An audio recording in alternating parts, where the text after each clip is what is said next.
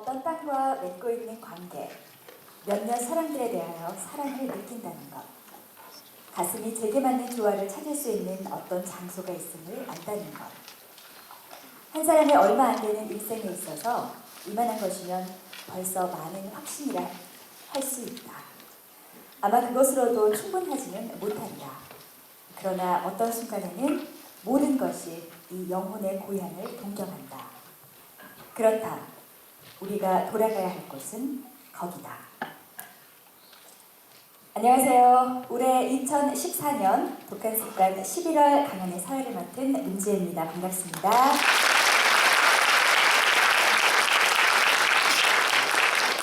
네, 이번에는 대구에서 여러분들을 만나게 돼서 정말 기쁘게 생각합니다. 오늘 날이 워낙 추워서 많은 분들이 함께 해주시지 못하면 어쩌나 사실은 걱정을 좀 하면서 왔는데 이렇게 추운 날씨에도 관객 여러분들이 객석을 꽉 채워주셔서 정말 감사합니다. 조금 전에 낭독해드렸던 구절은 독한 팟캐스트로 유민영님께서 보내주신 무라카미 하루키의 먼 목소리 중에 일부를 낭독해드렸습니다. 이처럼 독한 팟캐스트는 여러분들의 참여로 만들어지고 있습니다. 앞으로도 여러분들의 많은 참여 부탁드리겠습니다. 아시겠지만 독한 습관은 짧고 쉬운 텍스트와 빠른 온라인 환경에 익숙해져서 활자를 점점 멀리하고 있는 우리 젊은 세대들에게 강연, 팟캐스트 등 다양한 콘텐츠를 통해서 여러분에게 읽기의 즐거움을 공유하고 있습니다. 오늘 이 시간을 통해서 평상시에 읽기에 대해서 어려움을 느끼셨던 분들, 아니면 어려움을 더 넘어서서 읽기에 두려움을 느끼셨던 분들, 그리고 조금 더 효율적으로, 조금 더 의미 있게 책 읽기를 하고 싶은 것에 대해서 관심이 있으셨던 분들이라면 아마 오늘 정말 유익한 시간이 되실 수 있을 겁니다. 자, 그럼 오늘의 강연자를 소개해 드리겠습니다.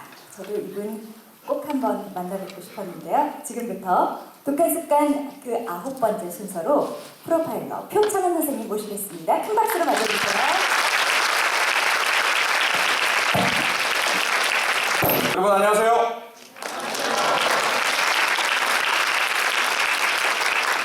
반갑습니다. 경북대학교 학생들도 있고 대구 시민분들 계시고 그렇죠? 예. 오늘 감회가 많이 저도 새로운데요. 왜냐하면 이곳 경북대학교 효소골은 제가 2013년 1월에 한번 방문해서 강의를 한 적이 있습니다. 혹시 그때 오셨던 분 계신가요? 나는 과연 어떤 직업을 가지고 어떤 가치관을 가지고 어떻게 살아야 될까? 대한민국이란 것은 도대체 내가 무조건 사랑해야 하나? 만약에 대한민국이 다른 나라에 잘못을 한다면 나는 어떻게 해야 되지? 뭐 이런 것들. 일본은 나쁜 나라야. 왜 나쁘지? 우리에게 잘못했으니까. 그럼 일본 사람들은 다 나쁠까? 많은 그 문제들에 대한 답들은 사실은 철학이 주죠.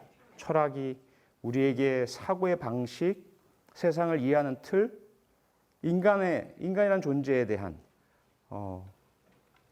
관념들을 제공해 줍니다. 물론 어렵죠. 참 어려웠습니다. 하지만 어쨌든 이해하려고 노력해 봤고 뭐 헤겔이라든지 또는 뭐 헤르만 헤세의 책들도 마찬가지고요. 이런 많은 이야기들과 함께 사실 지금이야 그런 게 없죠. 하지만 제가 대학생일 때, 고등학생일 때는 금서라는 것들이 많았습니다. 읽으면 안 되는 책들, 빨갱이 책, 좌경, 잘못 읽으면 건전하지 않은 불온한 사상에 빠질 수 있어. 이런 책들 몰래 저는 읽었습니다. 사실은 그 당시였다면 그런 책을 읽었다는 게 큰 문제가 될 수도 있었겠죠. 하지만 친구들이 그것으로 학습을 하고 세상에 대해서 열변을 토하고 그런 책들을 읽은 이후에 거리에서 데모도 하고 경찰대학생이었지만 왜 그런지를 이해하고 싶었어요. 알고 싶었고 그래서 읽어봤고 또 나름대로 비판도 해봤고 하지만 그 속에서 발견할 수 있었던 것은 어쨌든 이 세상에는 가지지 못한 사람, 고통받은 사람, 빼앗긴 사람 그리고 지금 현재 이 질서를 바꾸고 싶어하는 사람, 무너뜨리고 싶어하는 사람 이런 사람들이 있구나. 그리고 그들이 내세우는 논리는 이런 것들이구나. 뭐 그런 것들을 많이 이해할 수 있었고 공감까지는 아닐지 몰라도 왜 그러는지에 대한 그런 인식들은 얻을 수 있었습니다.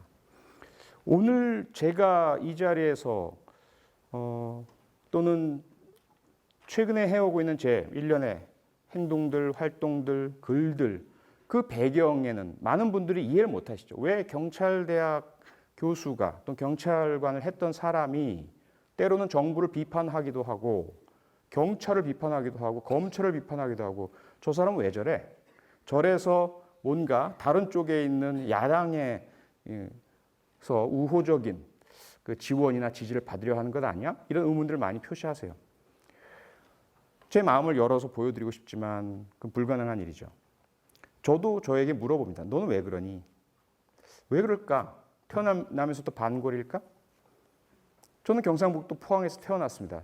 저희 어머니는 골수, 영남, 드센, 경상도 여자시고요.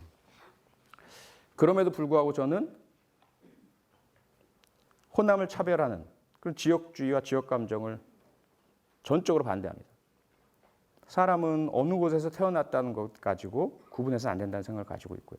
그런 배경에는 제가 읽었던 책들에서 얻은 교훈과 인식의 전환 그런 것들이 다 알려져 있죠. 간단하게나마 이제 제가 왜 읽기가 중요하다고 생각을 하는지 또는 내가 누구냐라는 것을 설명할 때 나는 원래 그래. 난 말 한마디로 설명되지 않는 게 있잖아요. 난 너와 달라. 난 이런 걸 좋아하고 난 이런 걸 싫어해. 그 뿌리는 무엇일까라는 거죠. 물론 부모님에게서 물려받은 유전인자도 있겠고요.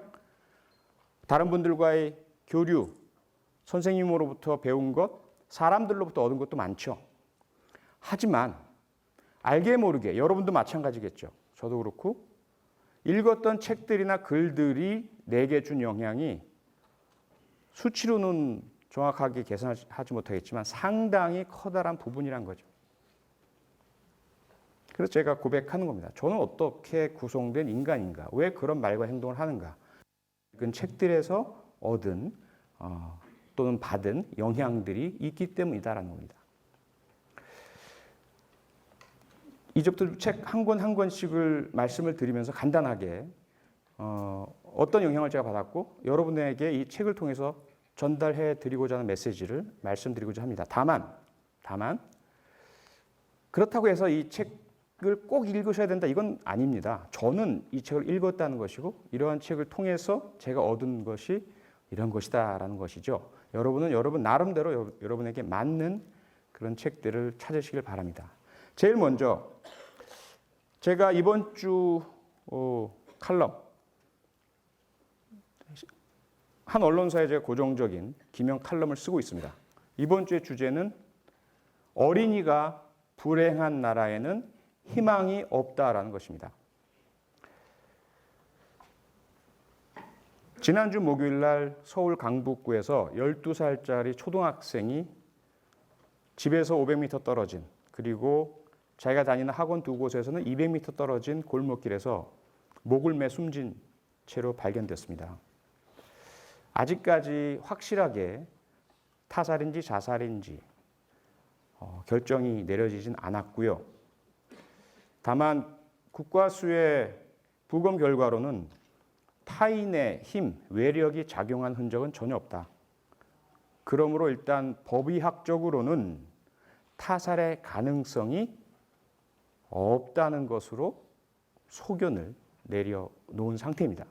경찰의 수사 결과에서도 그 어린이가 걸어가는 모습이 찍혔습니다.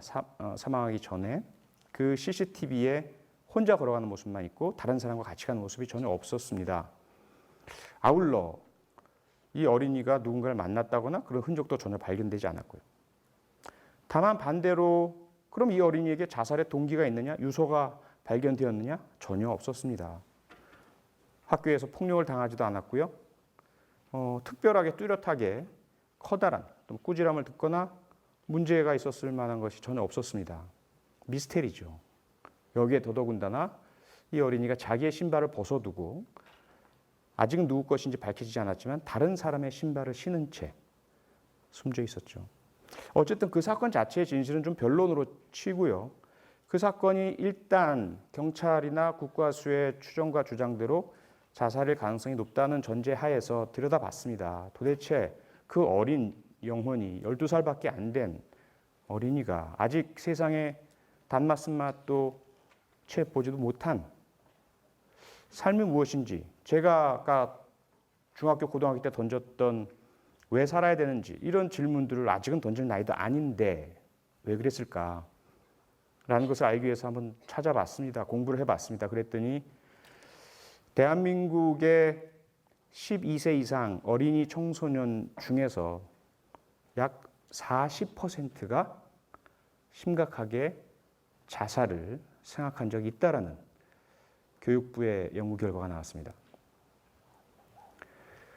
그리고 그 중에 9%는 실제로 자살을 시도해 본 적이 있다고 나오고요. 아울러 2009년부터 2014년 올해까지 6년 내내 OECD 국가 중에 어린이 자살률이 가장 높았습니다. 우리나라가. 그리고 그 이면에는 역시 그 내리 6년 동안 대한민국 어린이의 삶에 대한 만족도, 행복지수는 OECD 국가 꼴찌를 6년 내내 맡아오고 있었습니다. 여기에서 무엇인가 해답이 나오지 않을까라는 거죠. 그런데 그러면 그렇게 만족스럽지 못한 이유는 무엇일까?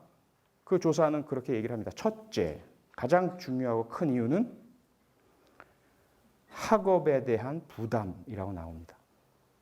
성적에 대한 압박, 두 번째고요. 세 번째가 부모님과의 관계였습니다.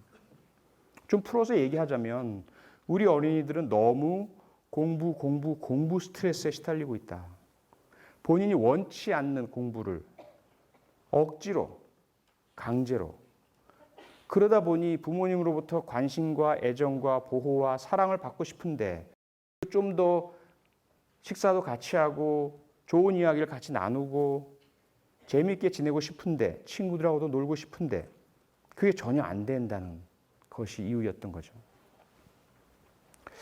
그 칼럼이 나오게 된 첫 출발점은 이 책이었습니다. 제가 어렸을 때 보았던.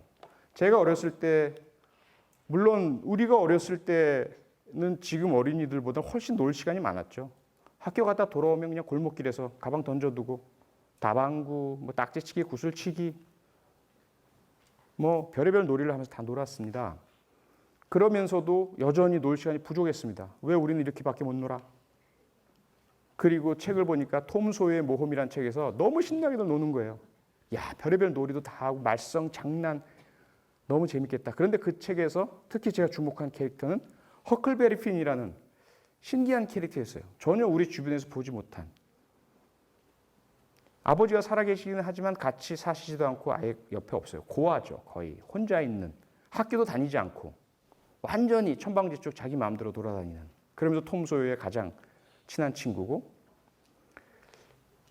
이 흥미로운 캐릭터에 대해서 더 알고 싶다 라는 마음을 가졌을 때 보니까 마크 트웨인 선생님은 이미 허클베리 핀의 모험이라는 다른 책을 만들어 두고 계셨던 거죠. 그래서 이 책에서 과연 허클베리 핀이 어떠한 사람인가 좀 더 많은 이야기를 알고 싶어서 딱 책을 펴봤는데 그 표지에 있는 마크 트웨인 선생님의 경고문입니다.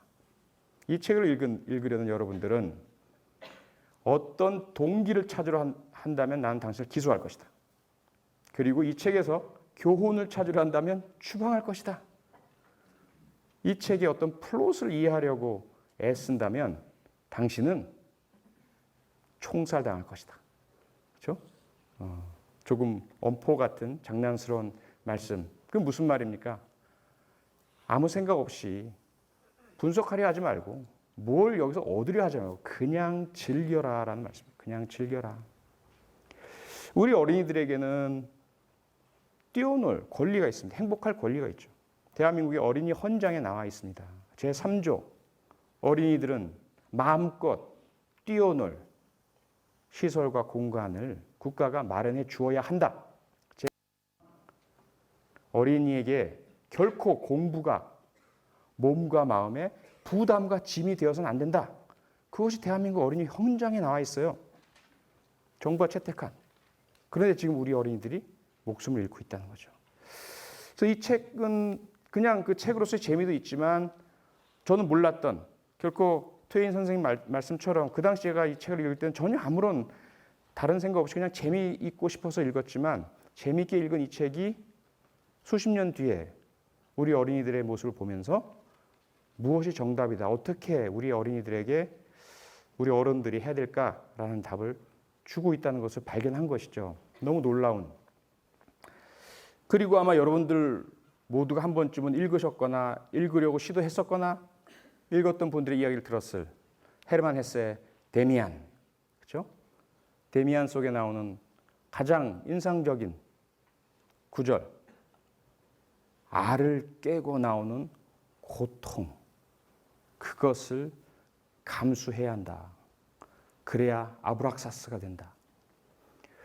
우리는 과연 알을 깨는 고통을 감수하고 있는가?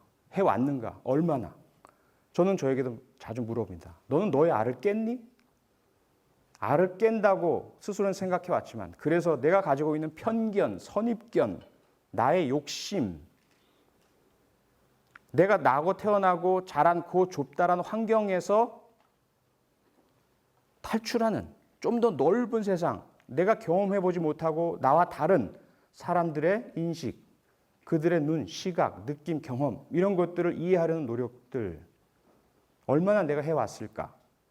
저는 나름대로 노력했다고 생각하지만 여전히 저를 들여다보면 아래 갇혀있다는 느낌을 받고 있습니다. 과연 삶이 무엇일까라는 것, 앞서 말씀드렸지만 기나긴 그 여정, 어떤 특정한 무엇을 얻으려고 욕심 부리지 말고 내게 주어진 이 삶과 환경을 최대한 즐기고 내가 해야 할 것, 할 수 있는 만큼 노력하면서 한번 끝까지 가보자. 뭐가 있나? 끝까지 가면 그 끝에 무엇이 있든 없든 이미 나는 그 과정에서 충실했으므로 충분히 의미가 있을 거야. 그리고 나의 삶의 의미는 내가 가버린 이후에 이 땅에 남겨진 나의 흔적들로 인해서 조금이라도 다른 분들에게 보탬이 되었으면 좋겠다라는 그런 작은 갈구를 얻게 해준 책이죠. 물론 데미안이라는 책이 그렇게 쉽지는 않습니다.